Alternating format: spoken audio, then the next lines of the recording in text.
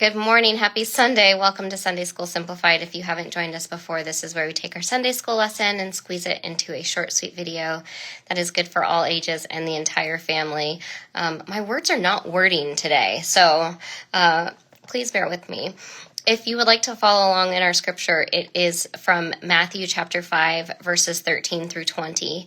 And Jesus says, we are the salt of the earth. If salt loses its saltiness, it's no good anymore. You can't get it back. You just throw it out. And we're not talking about like being bitter, like today's saltiness. We're talking about like actual salt. And then he goes on to say, let your light shine.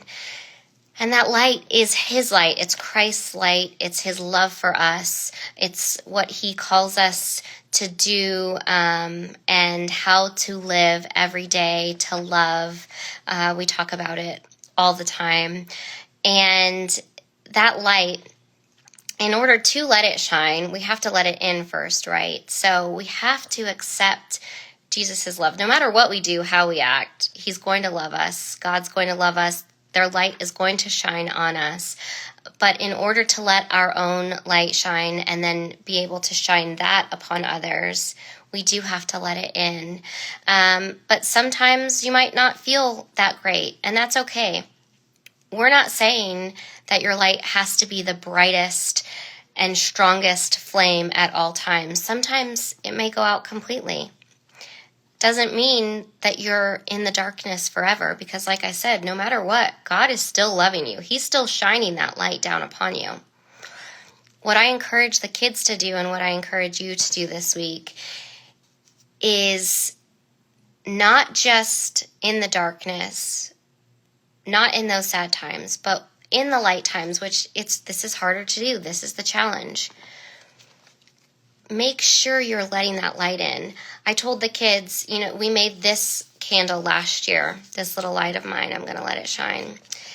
And there have been days where my light is dim or I feel like it's gone out completely. But I keep this on my desk as a reminder, excuse me, because they fill me up. I showed them a video of an old oil lamp because, nobody knows what those are anymore. And it requires fuel for the candle, for the light to burn. And this is what I mean, that fuel, these kids, their testimonies every week, the way that they serve others in our church and just themselves in Sunday school. I'm happy then. Of course, it's hard not to be. It's easy to forget then to get that fuel, fill it up for my light when it is not bright, when there aren't happy times, when I'm struggling, when you're struggling. So I encourage you to fill up your fuel, the lamp, the oil, whatever it takes to have your light shine when everything is going well, because then when it's not, you will have the flame to carry you through the darkness. And I also encourage you to be the fuel and the oil for someone else's flame. Even if you don't think they need it, you never know. So this little light of mine, I'm going to let it shine for all of you, and hopefully then for those in your lives.